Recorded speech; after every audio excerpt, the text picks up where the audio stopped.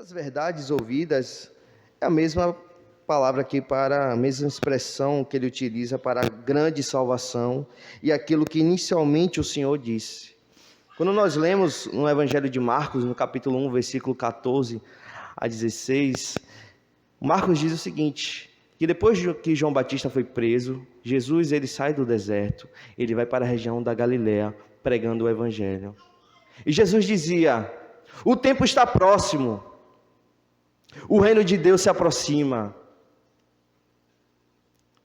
arrependam-se dos seus pecados e creiam no Evangelho. Esta era a mensagem do Senhor Jesus. Ele ia pregando o Evangelho. As pessoas estavam ouvindo o Evangelho da boca do nosso Senhor Jesus Cristo. O autor de Hebreus, irmãos, ele mostra que a razão de tudo estava em Cristo. Ele mostra que é necessário que você se apegue a Cristo. Vamos lembrar que quando os discípulos encontram com Jesus, Pedro diz: Senhor, muitos te deixam, mas só tu tens as palavras de vida eterna. Alguns vão falar: nós encontramos o Messias, vem e veja. Da Galileia pode sair alguma coisa boa, vem e veja. Cristo é o Filho de Deus. A exortação do autor aos Hebreus está fundamentada no nosso Senhor Jesus Cristo, por aquilo que Ele é, pela sua obra. Ele nos purificou, irmãos, dos nossos pecados. Nós cantamos que Ele é o nosso Redentor, aquele que pagou o preço na cruz do Calvário, aquele que bebeu fel, aquele que orou: Pai, afasta de mim este cálice. Aquele que foi zombado, aquele que é o próprio Deus, e os pecadores tocaram nele, fizeram a coroa de espinhos. Ele foi açoitado, humilhado, cuspido, passou momentos de humilhação para te salvar. Cristo tem que ser a razão da sua fé. Perceba que as verdades ouvidas e ditas inicialmente pelo Senhor é o Santo Evangelho. Não é nada além disso. É o Santo Evangelho que te salva. Então, se alguém estava se desviando, ele disse: voltem, porque aquelas verdades que vocês ouviram, que o Senhor iniciou pregando, é o Evangelho, é a grande salvação. Não saiam dessa salvação. A ideia de se apegar aqui à palavra de Deus, ao Evangelho, é uma ideia que o navio estava ali ancorado. Quando você está no porto, você vai ver um navio ali ancorado, ele não vai sair dali, vai tirar ali o container, colocar de volta, vai ter ali a operação. Essa ideia aqui é de apegar-se. O que ele quer nos dizer é o quê? Que você precisa estar firmado em Cristo. Quando o irmão Mateus chegou hoje, eu falei: está firme em Cristo? Ele: sim, firmado na rocha. Essa é a nossa fé. Eu estou em Cristo e daqui eu não saio. A minha fé está nele, no autor e consumador. A minha fé está em Cristo, que foi pendurado no madeiro. Eu fui atraído na sua cruz. Eu enxerguei nele a minha salvação. Os meus pecados foram perdoados porque ele morreu por mim. Ele é o Cordeiro de Deus que tira o pecado do mundo.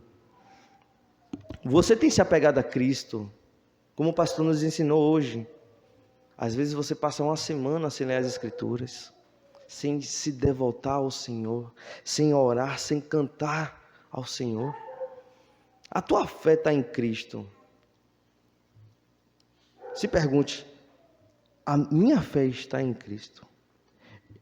A minha vida é como um navio, ela está ancorada em Cristo. É necessário, meus irmãos. A gente vai ver que Jesus ele conta uma parábola em Mateus capítulo 13, do versículo 44 a 46, que ele diz que aquele que encontra o Evangelho é como que alguém encontrou um tesouro no campo. Ele vende tudo e compra ali aquele campo. Perceba, ele vende tudo que tem. Ele não tem mais nada para possuir o quê? Aquilo que não pode ser perdido. O Evangelho. Cristo Jesus, o meu amado. Falamos com a nossa alma assim: Cristo é meu amado e eu sou dele. Eu vou para a casa de meu Pai adorá-lo em espírito e em verdade. Estarei no culto com minha mente voltada para Cristo. Eu vou buscar as coisas lá do alto, onde Cristo está sentado. Alguém que conheceu a Cristo, ele vai vender tudo o que tem para ter o Evangelho de Jesus. Ele não vai medir esforços. Ah, alma cansada, vem já a Cristo. Ele diz: você está cansado, vem a mim. Você está com sede, vem a mim. A sua alma só encontra descanso nele. Tudo que você tem precisa estar em Cristo. Você precisa se apegar firmemente a Ele. O Santo Evangelho. Quantas vezes você lê as Escrituras e medita e fala assim: meu Deus, esse Evangelho é lindo. Esse Evangelho me resgatou. Esse Evangelho me transforma. Eles vão se desviar aqui, porque o autor aos Hebreus, no capítulo 6, diz que eles se desviaram, alguns. Então, nós estamos aqui. Deus conhece a sua alma. Eu não conheço. Deus sabe se você se apega ao Evangelho. Deus sabe se a tua vida é como esse navio que está ancorado em Cristo. Você precisa se questionar. Eu estou em Cristo. A minha fé e vida é Cristo.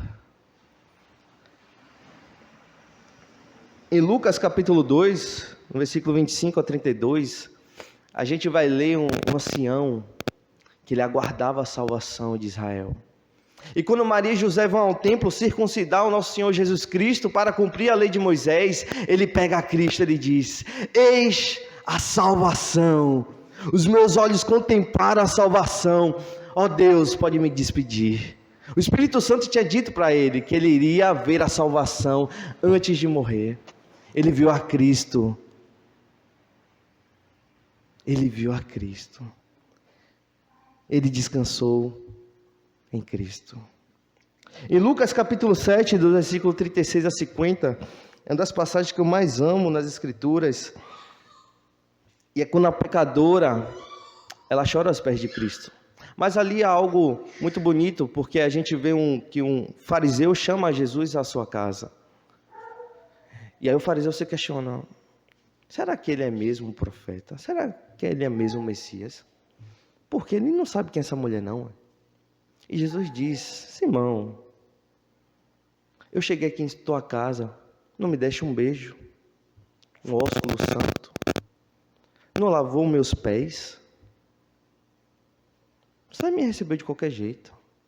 Agora, esta pecadora aqui, esta mulher, ela não para de chorar aos meus pés. Ela está arrependida dos seus pecados. Ela viu que eu posso salvá-la. Ela viu que seus pecados a afastaram de Deus. Ela se arrependeu dos seus pecados. Ela creu em mim. E ele diz: quem muito é perdoado, muito ama. Às vezes a falta de quebrantamento na sua vida é isto: você não vê seu pecado. Você não vê, você acha que, não, já fui salvo, estou aqui. Meu irmão, nós pecamos, nós somos pecadores. Toda vez que você se aproximar de Cristo, você verá mais os seus pecados. O profeta Isaías, ele vê a glória de Deus, ele disse: ai de mim. O apóstolo João, quando viu o Senhor em glória, ele caiu como morto. Quando você contempla a Cristo, de fato, você enxerga os seus pecados e você diz: meu Deus, eu não mereço tão grande salvação. Porque o Filho de Deus, ele está no trono para todo sempre. Ele deixou a sua glória, se humilhou. Eu fiz uma pergunta para os irmãos que querem ser membros: o que é Cristo na cruz do Calvário para você? Não me responda de forma teológica. Eu quero que a sua alma responda. Fala com o teu coração que é Cristo na cruz do Calvário. A melhor resposta é a minha salvação. Ele é meu Salvador. Filipenses capítulo 1, versículo 21 diz, Paulo estava preso. E como o pastor bem disse mais cedo, né? Quando a igreja estava ali sendo perseguida, o que ela quis? Anunciar com intrepidez o Evangelho. Paulo, ele poderia falar muitas coisas, mas ele disse, o viver é Cristo, o morrer é lucro. O viver é Cristo. O autor aos Hebreus diz, se apegue a Cristo. Por esta razão, por causa de Cristo, meu irmão, se apegue a essa verdade, a esse santo Evangelho, que é a grande salvação. Gostaria que os irmãos abrissem Gálatas, capítulo 3, versículo 1.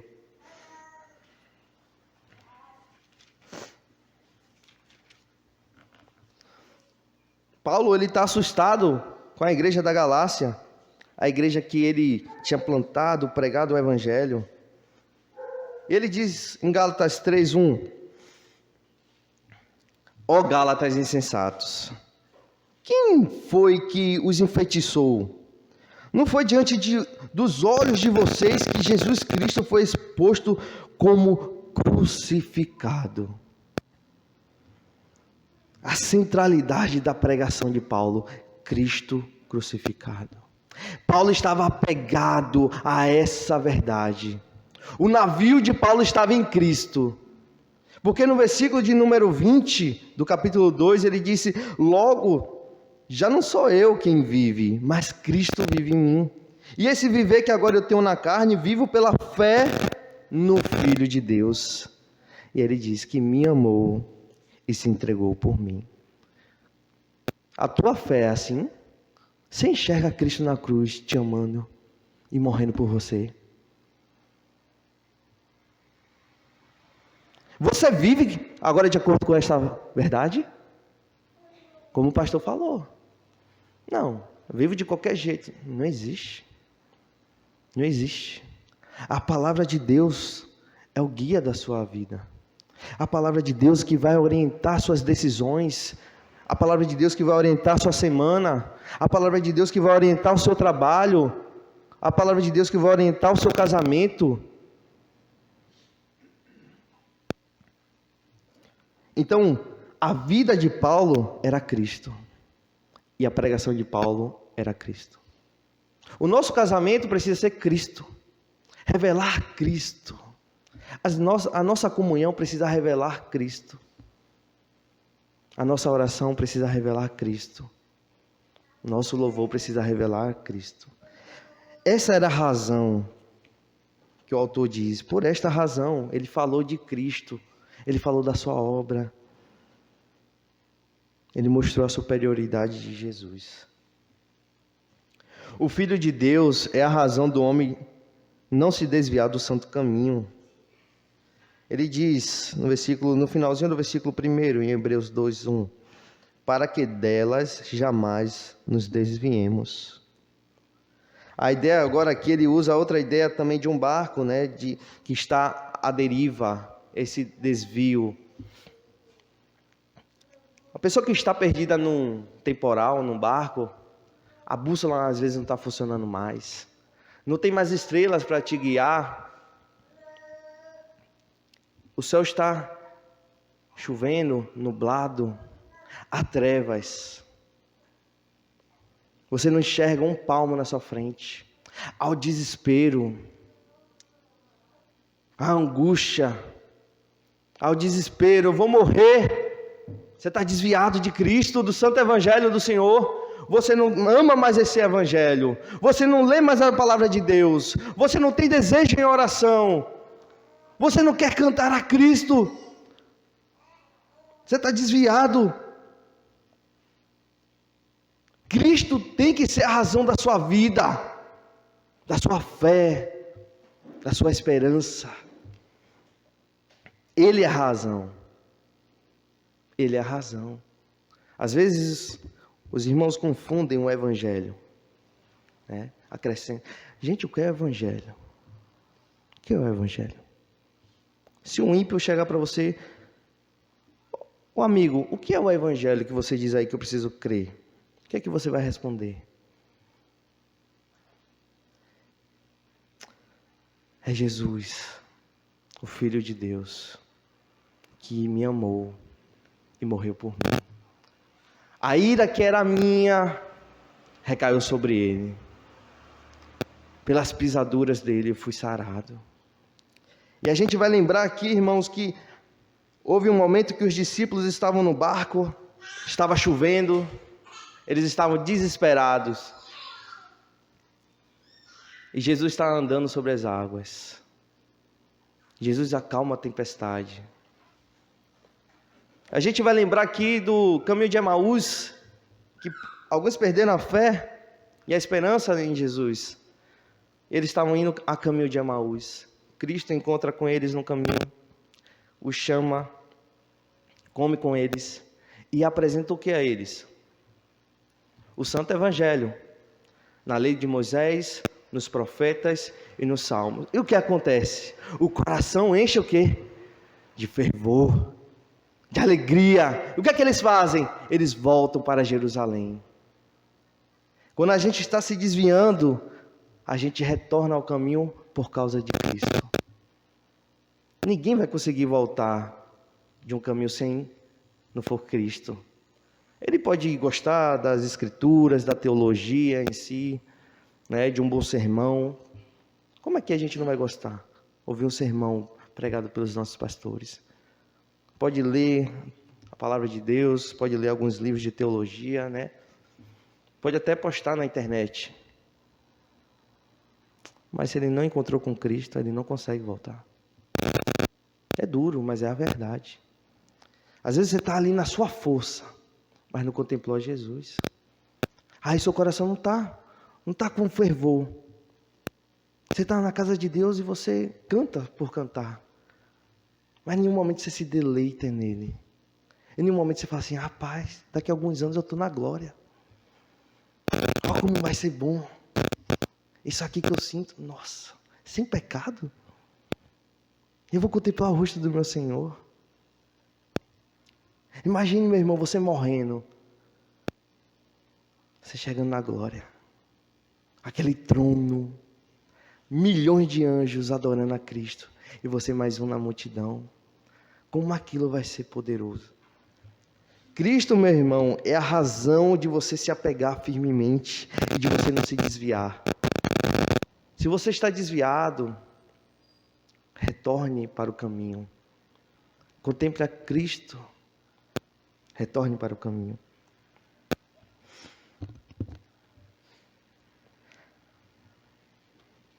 Alguma aplicação, uma aplicação para a igreja? A sua fé e vida está ancorada no Filho de Deus? Há algo em sua vida que te afasta do Filho de Deus? Você passa mais tempo na Netflix? Você passa mais tempo em debates? Se você está zombando de algumas pessoas que você entende que não tem o conhecimento teológico que você está pecando. É momento de se arrepender. Deveria chorar por você também, né? Jesus, quando olha para Jerusalém, ele chora. Eles não estão vendo a oportunidade. Ele chora. Ele vê aquele povo como sem pastor. Pessoas estão aí como sem pastor, irmãos. Encontrar um pastor hoje fiel às Escrituras é milagre, praticamente. É milagre. Segundo ponto, irmãos, de hoje, segundo a doutrina, a incredulidade ou a rejeição da grande salvação do Evangelho de Filho de Deus receberá o quê? A justa condenação. Versículo de número 2 e 3 diz o seguinte: porque se a palavra falada por meio de anjos se tornou firme, e toda transgressão, desobediência recebeu justo castigo, como escaparemos nós, se não levarmos a sério tão grande salvação? O autor ele vai utilizar aqui o conhecimento dos leitores, né, sobre o Antigo Testamento. né? Para ele poder o quê? Transmitir as verdades de uma maneira mais profunda e de uma forma que eles consigam enxergar a nova aliança. Ele diz: se a palavra falada por anjos, o contexto aqui é o quê? A lei de Deus no Monte Sinai, o pacto que Deus fez com a nação de Israel. Então eles sabiam ali, olha, a lei foi passada pelos anjos e a lei se tornou firme, foi pactuada ali com a nação de Israel. E toda a transgressão e desobediência recebeu o que da parte de Deus? O justo castigo. Por isso eu gostaria que os irmãos, a gente poderia ir ao Antigo Testamento, mas eu entendo que a gente pode ler também a passagem de 1 Coríntios capítulo 10, a partir do versículo de número 5. Paulo ele vai utilizar também aqui algo semelhante que o autor aos Hebreus está utilizando. Ele vai utilizar aqui o Antigo Testamento para exortar a igreja de Corinto. 1 Coríntios capítulo 10, a partir do versículo de número 5, diz o seguinte: mas Deus não se agradou da maioria deles. Vou repetir. Mas Deus não se agradou da maioria deles. Razão pela qual ficaram prostrados no deserto. Se você ler o Antigo Testamento, você vai identificar que eles estavam reclamando de Deus. A gente vai morrer nesse deserto, a gente vai morrer. Os espias voltaram, queriam apedrejá-los. Josué e Caleb estão mentindo, porque 10 estão falando que é impossível a gente vencer esse povo. Eles são maiores, mais fortes. Percebe, eles rejeitam a palavra de Deus, porque Deus tinha dito que vocês vão entrar. Eles não confiam, então eles rejeitam a palavra de Deus. E aí o Senhor diz o quê? Olha, vocês vão ficar no deserto. E os seus filhos que vocês estão dizendo que vão morrer no deserto, eles que vão entrar. Essa geração não entrará. Ora, estas coisas se tornaram o quê? Exemplos para nós, a fim de que não cobicemos as coisas mais como eles cobiçaram. Olha aqui o 10º mandamento, a cobiça. Não sejam idólatras, como alguns deles foram, conforme está escrito. O povo assentou-se para comer e beber, e levantou-se para se divertir. E não pratiquemos imoralidade, como alguns deles o fizeram e caíram mortos, num só dia 23.000. Não ponhamos a Cristo à prova, como alguns deles fizeram e foram mortos pelas serpentes. Não fique murmurando, como alguns deles murmuraram e foram destruídos pelo exterminador. Estas coisas aconteceram com eles para servir de exemplo e foram escritas como advertência a nós, para quem o fim dos tempos tem chegado. Murmuração.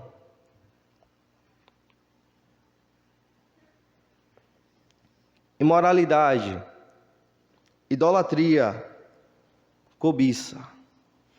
Não está tão longe de nós. Eles fizeram para si um bezerro de ouro. Beberam, cantaram, dançaram, se divertiram. A ira de Deus se acendeu. Moisés orou por eles, falou: Senhor, não destruas, porque o povo vai dizer, olha, o Deus dele não ia conseguir levá-los até a terra prometida. O Senhor disse: não, eu vou fazer de ti, Moisés, uma nação maior que essa. Não, Senhor. Moisés intercedeu pelo povo. Mas o povo foi rebelde à palavra de Deus.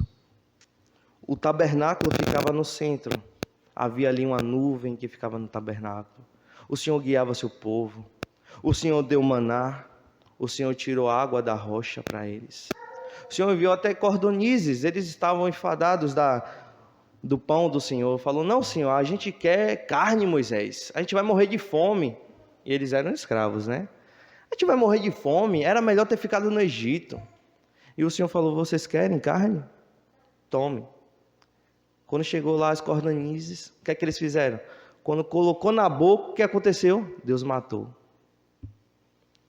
Por que isso? Eles estavam rejeitando a salvação. Então o autor de Hebreus ele está dizendo que, olha, assim como eles rejeitaram a salvação, vocês também podem estar rejeitando a Cristo. Paulo vai falar: não ponhamos Cristo à prova, como alguns deles fizeram e foram mortos. Paulo também ele cita aqui a passagem que fala das serpentes abrasadoras. Eles foram mortos pelas serpentes. João capítulo 3, quando Jesus está conversando com o mestre em Israel, Nicodemos, Jesus ele vai começar ali a mostrar a missão do Filho de Deus, do Filho do Homem. Ele vai dizer, é necessário nascer de novo. Ele vai falar para Nicodemos, tu és mestre em Israel e não compreende estas coisas.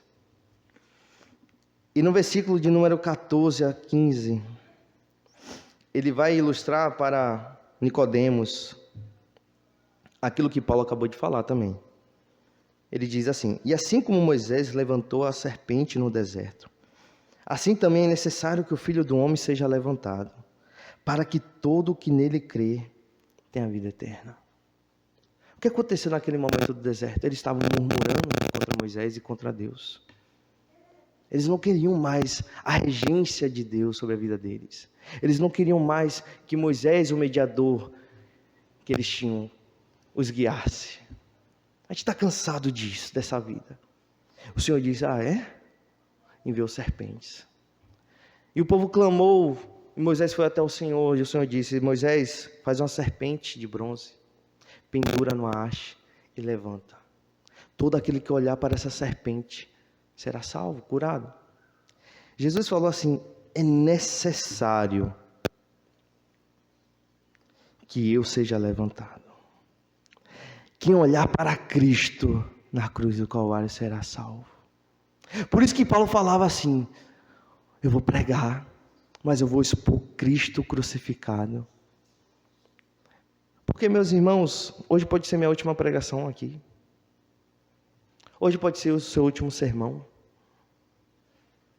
Você pode morrer a qualquer momento, você não sabe.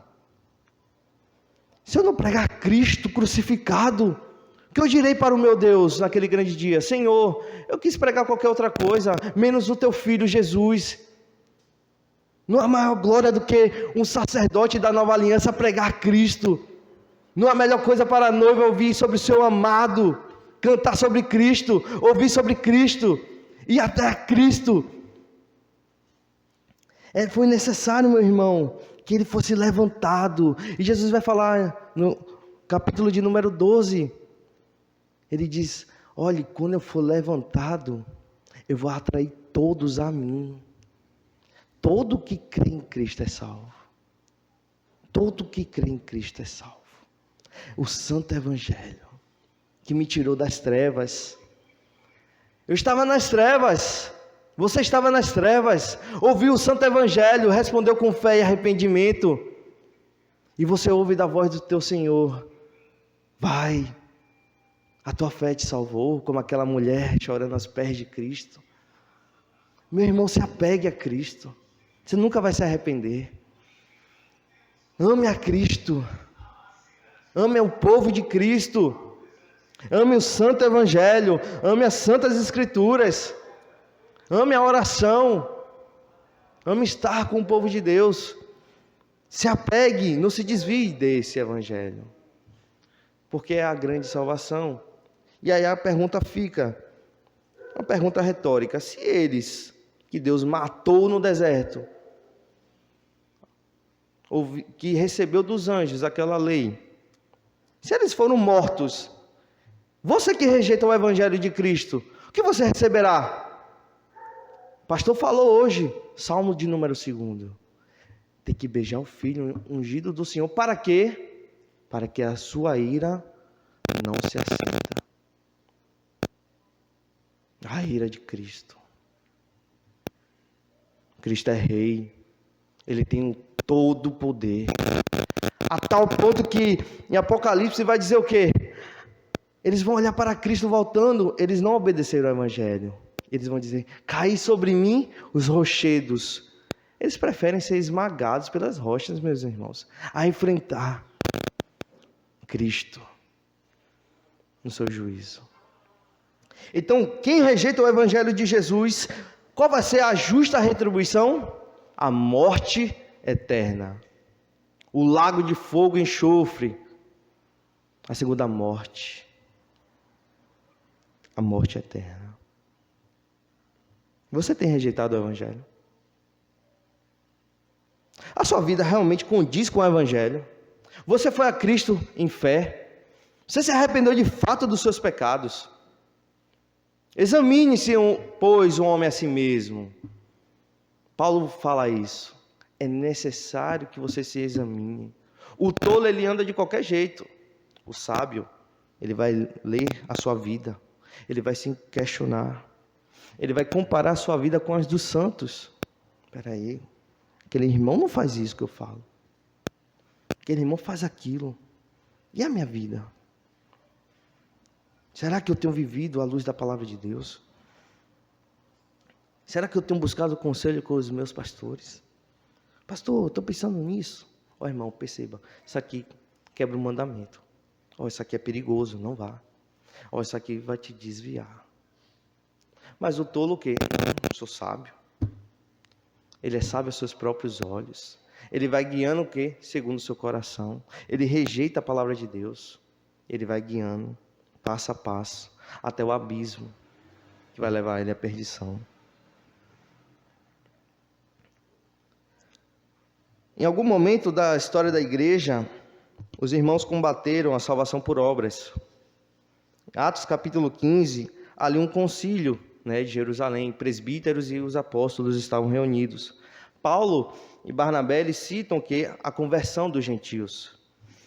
E ali há um debate se eles deveriam ou não guardar a lei. Em Atos capítulo 15, no versículo 7, Pedro se levanta e ele diz: havendo grande debate, Pedro tomou a palavra e disse: irmãos, vocês sabem que, desde há muito, Deus me escolheu entre vocês para que da minha boca os gentios ouvissem a palavra do Evangelho e crescem. Nada além do Evangelho. E no versículo 11 ele vai dizer assim: nós cremos que somos salvos pela graça do Senhor Jesus, assim como eles. Meu irmão, o que é o Evangelho? Não tem espaço para o homem. Você não vai guardar a circuncisão e vai ser salvo. Esse era o debate. Eles vão guardar a lei de Moisés? Sim ou não? Eles precisam guardar a lei de Moisés para serem salvos? Aqueles que vão se desviando, eles vão se desviando assim. Eles vão acrescentando algo à obra de Cristo, ao seu Evangelho. Não, perceba. Aí Paulo diz: meus irmãos, eu preguei a Cristo para vocês. Que loucura é essa? Vocês estão querendo ser salvos por obras da lei. Por obras da lei. Em Romanos capítulo 10, do versículo 3 a 4, o apóstolo Paulo diz: desconhecendo a justiça de Deus e procurando estabelecer a sua própria justiça, não se sujeitaram à justiça que vem de Deus, porque o fim da lei é Cristo para a justiça de todo aquele que crê. Percebam, meus irmãos, ou é Cristo, é por obras da lei. Não tem nem como você acrescentar 1 centímetro. Ou você descansa, de fato, na cruz de Cristo, ou você vai buscar ser salvo, Não, eu vou orar mais, eu vou ler mais, porque eu não confio na minha salvação plenamente, Eu não confio que Cristo... Será que Jesus morreu por mim mesmo? Eu vou buscar aqui, guardar alguns mandamentos. Não acrescente nada à obra de Cristo, porque não tem como acrescentar. A salvação, ela não é por obras. E aí no versículo 16, Paulo vai dizer: nem todos obedeceram ao Evangelho. E ele cita Isaías: Senhor, quem creu em nossa pregação? E assim a fé vem pelo ouvir, e ouvir da palavra de Cristo. Perceba, nem todos vão crer no Evangelho. É uma verdade. Nem todos vão crer no Evangelho. Demas amou o presente século. Amou o mundo mais do que a Cristo. Abandonou Paulo no Evangelho. Perigoso. Imagine você passar anos com o apóstolo Paulo. Sou auxiliar do apóstolo Paulo. Paulo está ali pregando, eu estou aqui ajudando a Paulo. Estou caminhando. Paulo está sofrendo, eu estou ali auxiliando ele. Ih, rapaz, Paulo vai ser morto, decapitado. Vou embora. Vou fugir. O mundo está me oferecendo coisas melhores. Vou perder meus bens, minhas posses. Não. Demas amou o presente século. A gente também vai ver que a igreja ela combateu algo que poderia desviar os irmãos, né, no primeiro século, como o gnosticismo. E era a salvação baseada no conhecimento, né?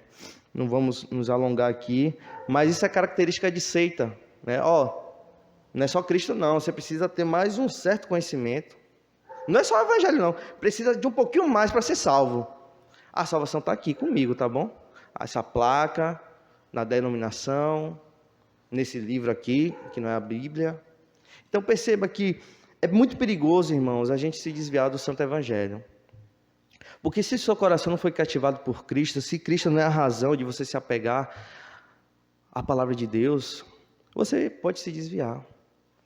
Eles estavam se desviando. Por isso que o autor aos Hebreus ele vai apontar para Cristo no capítulo 1 todo. Ele mostra que Cristo é o prometido, é o descendente que viria trazer a salvação. Então, a gente tem que ter o cuidado, meus irmãos, que nunca é só o evangelho, né? O herege, geralmente, ele vai anular a cruz de Cristo e vai trazer um certo conhecimento, né? Geralmente naquilo que ele pensa. Por isso que Pedro ele vai falar assim, meus irmãos, tomem cuidado, né? 2 Pedro 3,16. Paulo escreve coisas difíceis de compreender. Difíceis. E os hereges fazem o quê? Distorcem, né? A gente tem que ter cuidado, olha, eu não compreendo isso, né?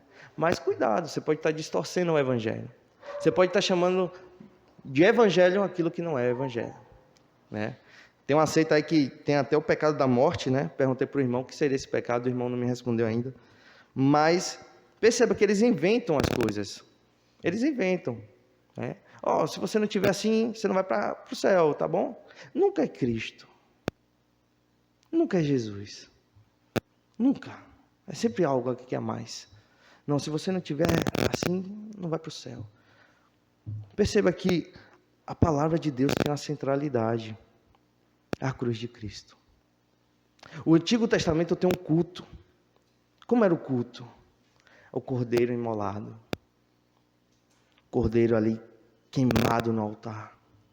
O sangue do cordeiro indo até o Santo dos Santos. Tudo aquilo ali é o que? Apontando para a cruz de Cristo.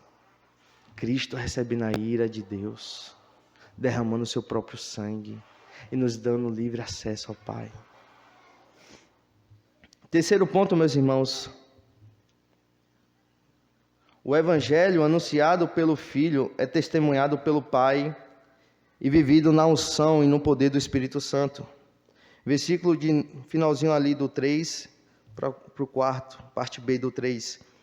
Esta tendo sido anunciada inicialmente pelo Senhor, depois que nos foi confirmada pelos que a ouviram. Também Deus testemunhou juntamente com eles por meio de sinais, prodígios, vários milagres e a distribuição do Espírito Santo, segundo a sua vontade. Novamente aqui o autor aos Hebreus ele está utilizando essa comparação, né? Aquilo que eles já sabiam da antiga aliança. Porque na antiga aliança a gente vai ver como foi que Deus tirou o seu povo do Egito. Através do quê? Das 10 pragas. Ele enviou o maná, ele tinha uma nuvem que guiava o seu povo, a água que saía da rocha, ele deu a terra prometida para o seu povo. Então havia ali sinais no povo de Deus, né, que testemunhavam que Deus estava guiando o seu povo. O pastor hoje leu Atos capítulo 4 e mostra exatamente isso também, né? Havia ali sinais, o coxo foi o quê? Curado. Pedro olhou para ele e falou assim, rapaz, eu não tenho nem ouro nem prata. Eu não tenho. Mas é uma coisa eu tenho. Levanta-te pela fé em Cristo Jesus, o Nazareno. E ele pega o seu leito e anda. Os fariseus, absurdo. Absurdo, estão pregando isso aí. Foi curado aquele rapaz ali. Perceba, irmãos, eles não deram glória a Deus.